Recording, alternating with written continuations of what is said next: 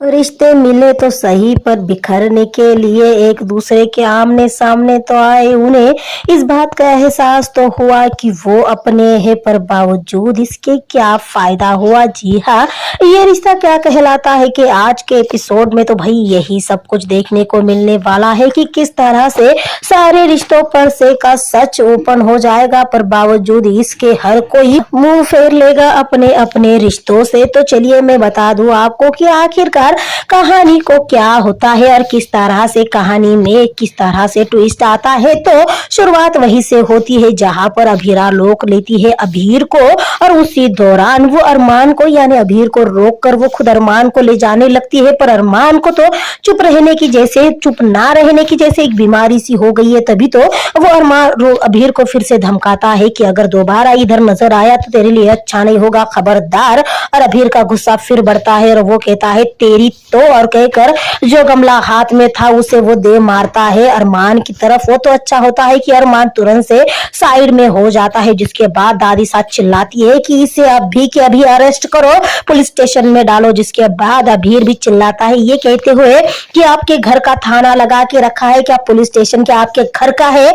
जिसके बाद माधव पोदार की हो जाती है सनसनाती एंट्री, वो भी काफी स्टाइल में। और माधव पोदार कॉलर खींचते हुए, जी हाँ, अभीर का कॉलर खींचते हुए कहते हैं कि मैं डालूंगा तुझे जेल के अंदर। सब इंस्पेक्टर यानी सीनियर इंस्पेक्टर माधव पोदार, मैं एक पुलिस ऑफिसर हूँ। और माधव पोदार अभीर को खींचते हुए ले जाते हैं पुलिस स्टेशन। तो वही हो जाता है ऐसा कि तब यानी सब कुछ मामला सुलटने के बाद अभीर को ले जाने के बाद रूही सारी भीड़ को यानी अपने परिवार वालों को साइड में हटाते हुए आ जाती है बाहर। पर क्या फायदा, क्योंकि तब तक तो अभीर वहां से जा चुका होता है। जिसके बाद हम लोग देखते हैं कि किस तरह से चारू लेकर आती है कियारा को लेकर आकर वो कहने लगती है कि मैंने कहा था कि तेरा ये रॉकस्टार रुद्रा किसी काम का नहीं, रॉकस्टार माय फुट किसी काम का नहीं है रॉकस्टार। और इन दोनों की यही बातें सुन लेती है अभी रूही। जी हाँ, रूही ये बातें सुन लेती है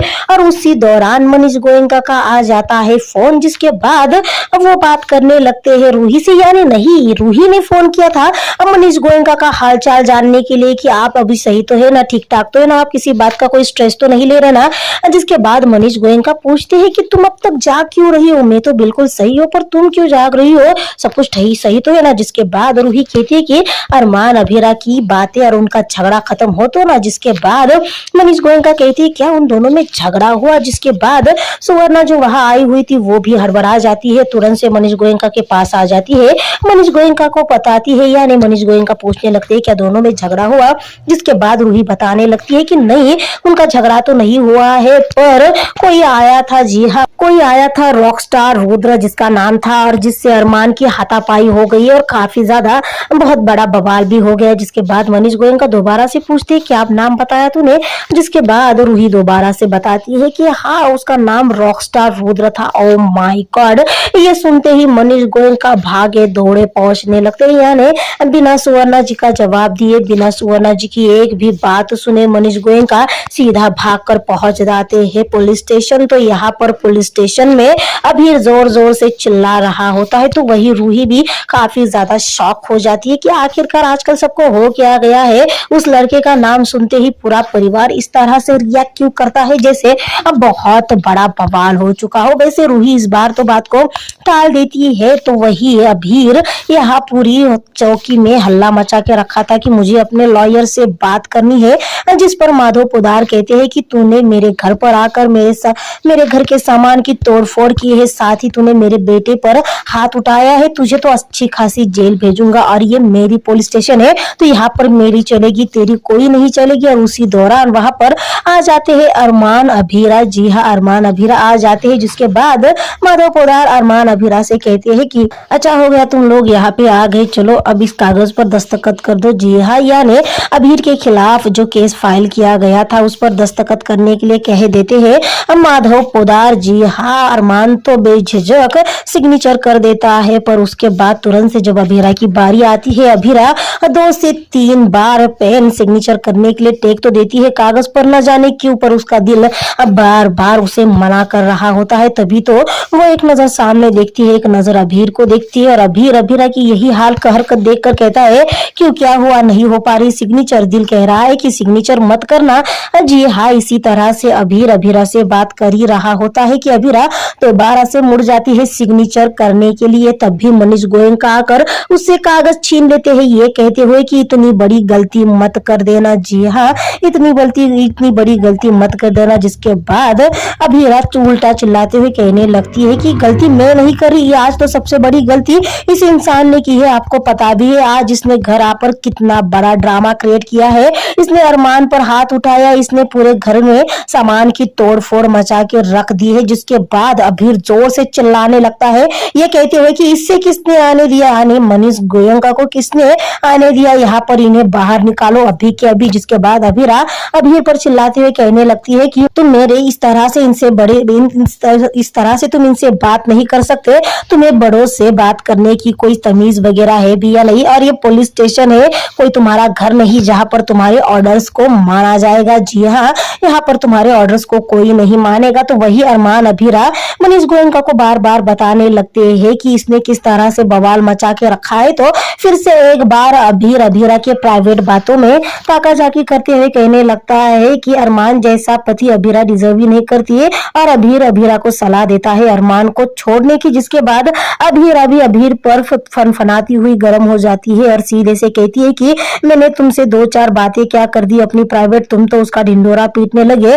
मेरे मैरिज के बारे में बोलने की और मेरी पर्सनल लाइफ के बारे में बोलने का मैंने तुम्हें कोई हक नहीं दिया है। और अभीरा दोबारा से मनीष गोयनका से कहती है कि अब भी लगता है आपको कि आपको इसे प्रोटेक्ट करना चाहिए, इस ऐसे इंसान को जिसको ना तो तमीज है ना तो लिहाज है। जिसके बाद अभीरा दोबारा से मनीष गोयनका से पेपर छीन कर उनसे मांगने लगती है पेपर। तो वही मनीष गोयनका अभीरा से पेपर छीनने लगते हैं और उसी छीनातानी में मनीष गोयनका के मुंह से निकल जाता है सच। जिस पर अभीरा कहती है कि आप इसे प्रोटेक्ट क्यों कर रहे हैं, मुझे पेपर वापस दीजिए, मैं तो आज सिग्नेचर करूंगी। जिसके बाद मनीष गोयनका कहते हैं कि तू इस पर आप मतलब अभीरा मनीष गोयनका से कहती है कि आप तो ऐसे रिएक्ट कर रहे जैसे ये आपका खून हो। जिसके बाद मनीष गोयनका कहते हैं हाँ ये है मेरा खून। ओ माय गॉड, ये सुनते ही अभीरा और पूरे यानी माधव पोदार अरमान के पैरों तले की जमीन खिसक जाती है। और मनीष गोयनका ने जो कागज पकड़ा था, जिसे एक तरफ से अभीरा ने पकड़ा था, वो फट जाता है और मनीष गोयनका रोते हुए दे देते हैं जवाब कि हाँ ये मेरा खून है, इससे मेरा खून का रिश्ता है क्योंकि ये तेरा भाई है। ओ माय गॉड, जी हाँ, अब मनीष गोयनका बोल देते हैं सच, अभीरा ये अभीर है।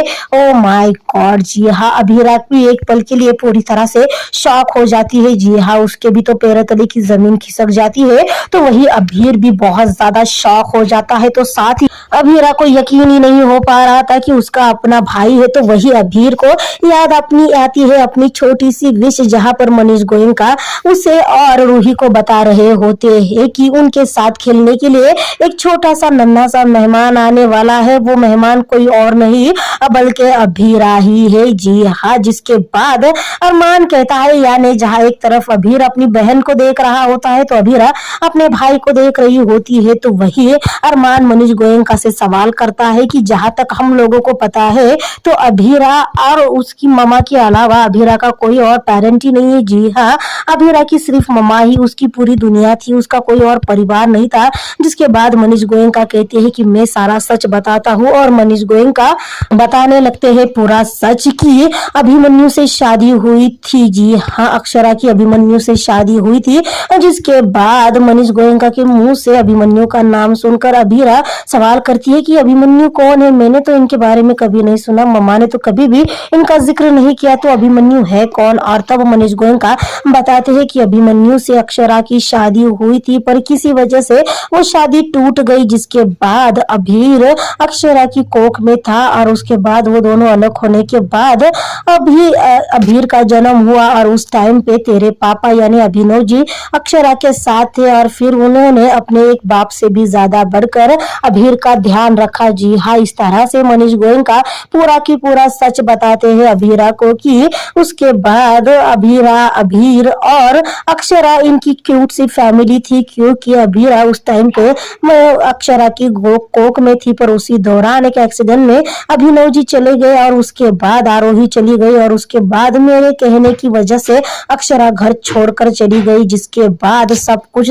बिखरता ही चला गया। मैं कुछ भी समेट नहीं पाया। जिसके बाद अभीरा को याद आता है कि किस तरह से वो अपने भाई के कोडिंग वर्ड्स को सॉल्व करती हुई नजर आती है, तो वही अभीर को भी याद आता है कि किस तरह से अभीरा ने बार बार उसके कोड वर्ड्स को सॉल्व किया था। तो वही पोदार घर में फिर से इस बारे में अब सवाल होने लगता है कि अभीरा को जरूरत क्या थी बच्ची को छोड़कर जाने की। जिसके बाद चारू फिर से भड़क उठती है ये कहकर कि मामी साहब चाहती क्या है कि अभीरा भाभी बच्चे को बाहर लेकर भी ना जाए, उसे घर पर अकेला छोड़कर भी ना जाए। वो बच्चे को सुला कर गई है और अगर बच्चा उठ भी जाएगा तो हम लोग संभाल लेंगे। और उसी दौरान रूही अपने आप से कहने लगती है कि आखिरकार ये रुद्र रॉकस्टार है कौन। मैं इंटरनेट पर इसको सर्च कर लेती हूँ, जिसकी वजह से पूरा परिवार इस तरह से परेशान हैरान परेशान है। और उसी दौरान दादी सा सवाल करती है कि क्या उस लड़के के खिलाफ अच्छी खासी रिपोर्ट दर्ज की भी है या नहीं, और इसीलिए रोहित करने लगता है कॉल पर। अरमान तुरंत से रोहित का कॉल कट कर देता है, जिसके बाद रोहित माधव पोदार को फोन कर देता है और माधव पोदार फोन उठाकर फोन स्पीकर पर रखते हैं। जिसके बाद रोहित पूछने लगता है कि क्या उस इंसान के खिलाफ कड़ी से कड़ी केस ठोका या नहीं, पर कोई कुछ जवाब नहीं देता। रोहित दोबारा से पूछता है क्या हुआ पापा, सब कुछ ठीक तो है ना, उसके खिलाफ केस किया या नहीं। जिसके बाद अभीरा माधव पोदार के हाथों से फोन लेकर कहती है कि नहीं हुआ है केस और ना ही उस पर कोई केस होगा, क्योंकि वो मेरा भाई अभीर है। जिसे सुनते ही ओ माय गॉड पूरे पोदार परिवार के होश उड़ जाते हैं। तो वही अभीरैया ने रूही जो रोहित के एग्जैक्ट बाजू में खड़ी होती है उसके हाथों से फोन टूट जाता है। उससे पहले तो वो इंटरनेट पर जो वो फोटो सर्च कर रही थी वो दिख जाता है उससे कि वो उसका भाई अभीर है, जिसे देखते ही रूही पहचान लेती है और उसके तो मानो सांस अटक जाती है। जी हाँ, तो वही अभीरा अपने धीरे धीरे कदमों से अपने भाई की तरफ बढ़ती है, एक नजर अपने भाई को जी भर कर देखती है और ऊपर की ओर इशारा करते हुए यानी आसमान की तरफ देखकर वो अपने मम्मा से बातें करने लगती है कि मम्मा आपने मुझे छोड़कर चली गई, पर फिर भी आपने मुझे सरप्राइज देना नहीं छोड़ा। और अक्षरा अब नहीं रही इस बात की सच्चाई जैसे अभीर को पता चलती है। अभीर पूरी तरह से टूट कर बिखर जाता है। आखिर अभीर चिल्ला चिल्ला कर रोने लगता है ये कहते हुए कि मैंने आपको कितना ढूंढा, मैंने सोचा था जब आप मुझसे मिलेगी मैं आपको ढूंढ लूंगा, आप मुझे मिलेगी, उसके बाद मैं आपके गोद में बैठूंगा, आप मेरे बालों को सिरहाएगी, आप फिर से मुझे टोस्ट और जाम खिलाएगी। मैंने आपको बहुत मिस किया है, आप मुझे ऐसे कैसे छोड़कर जा सकती है। अभीर की ये हालत देखकर तो माधव पोदार, अरमान, साथ ही अभीरा और मनीष गोयनका सबके आंसू तो निकल ही आते हैं, पर अभीर का इतना बुरा हाल ओ माय गॉड उसे देखकर आज भी नजर आ रहा था कि वही मासूम नन्हा सा छोटा सा अभीर है जो अपनी मम्मा अक्षरा के लिए रो रहा है। तो वही हम लोग रूही को देख पाते हैं कि किस तरह से रूही रोने लगती है ये कहते हुए कि अभीर मेरा भाई, वो मेरा भाई है, वो मुझे छोड़कर चला गया था।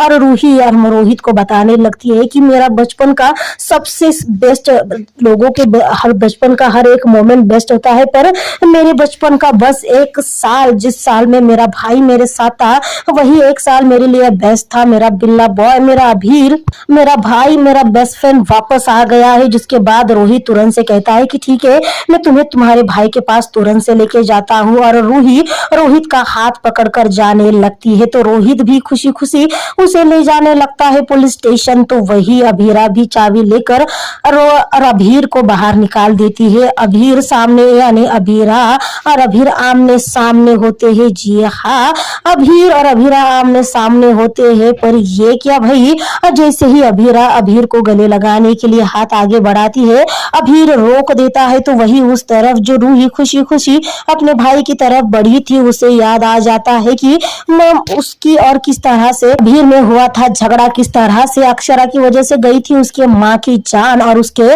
कदम रुक जाते हैं। जिसके बाद रोहित कहता है क्या हुआ, तुम क्यों रुक गई। जिसके बाद रूही कहती है कि मेरा कोई भाई नहीं है, मेरा उससे कोई रिश्ता नहीं है, मुझे नहीं जाना अभीर के पास। जिसके बाद रोहित कहता है कि तुमने अभी तो कहा कि तुम अपने भाई से मिलना है, अभी तो तुम इतनी खुश हुई थी। पर जिस पर रूही दोबारा से कहती है कि कहा ना मैंने कि मेरा कोई भाई नहीं है। तो यहाँ जहाँ एक तरफ अभीरा अभीर को अपना भाई कहकर कहती है कि कि क्या मेरा भाई मुझे गले भी नहीं लगाएगा, जिस पर अभीर तुरंत से अभीरा पर चिल्लाता है ये कहते हुए कि मेरा यहाँ पे कोई नहीं है, मैं किसी को भी अपना नहीं मानता, मेरा किसी के साथ कोई भी रिश्ता नहीं है। और अभीर भी जाने लगता है। यहाँ एक तरफ रूही जिसने अपने कदम अपने भाई की तरफ बढ़ा लिए थे वो उन कदमों को मोड़कर वापस घर के अंदर चली जाती है, तो वही अभीर भी अभीरा के पास आकर अभीरा से मुंह मोड़ लेता है। मनीष गोयनका को एक नजर देखता तो है पर वहां से चला जाता है। यानी यही हुआ है भाई, रिश्तों ने सालों बाद एक दूसरे के आमने सामने आने के बावजूद भी एक दूसरे से फेर लिया है मुंह। जी हाँ, तो वही जहां मनीष गोयनका, अभीरा और अरमान गोयनका हाउस वापस आ जाते हैं तो मनीष गोयनका दरवाजे से अंदर जाने का नाम नहीं ले रहे होते, क्योंकि उसी दरवाजे से तो उनकी अक्षरा कभी अपने अभीर को लेकर गई थी और अब उस दरवाजे के अंदर उनकी जाने की हिम्मत नहीं हो रही। तो वही सुवर्णा भागी दौड़ी आती है, मेरा अभीर कहाँ पे है? आपने तो कहा था कि अभीर आने वाला है, अभीर मिल गया है, तो कहाँ पे है अभीर? पर मनीष गोयनका सुवर्णा जी की इस एक्साइटमेंट पर लगा देते हैं फुल स्टॉप, ये बताकर कि वो हम लोगों से रिश्ता नहीं रखना चाहता, अब वो हम लोगों से बहुत ज्यादा नफरत करता है। जिसे सुनने के बाद सुवर्णा जी के भी चेहरे का उड़ जाता है और रंग। जी हाँ, तो इतना कुछ हो चुका है भाई आज के ये रिश्ता क्या कहलाता है के एपिसोड में, कि किस तरह से सालों बाद जो रिश्ते अपने आप से खुद से अनजान थे वो एक दूसरे के आमने सामने आ चुके हैं। ना सिर्फ आमने सामने आ चुके हैं बल्कि अपने रिश्तों की सच्चाइयां भी उन्हें पता चली है। पर क्या फायदा हुआ, इतना बड़ा सच पता चलने के बावजूद उन्हीं रिश्तों ने आज मुंह मोड़ लिया है। जी हाँ, एक दूसरे से मुंह मोड़ लिया है। यहाँ पर सबसे छोटी जो है अभीरा, उसे ही सफर करना पड़ा है, जिसमें दिल में कोई भी मैल नहीं रखा, उसने रूही को भी अपनाया। यहाँ तक कि जहाँ रूही ने अभीरा की माँ को कातिल करार दिया, बावजूद इसके अभीरा ने छोटी होने के बावजूद भी अपने कदम आगे बढ़ाए। तो यहाँ आज अपने भाई के लिए भी अभीरा ने ही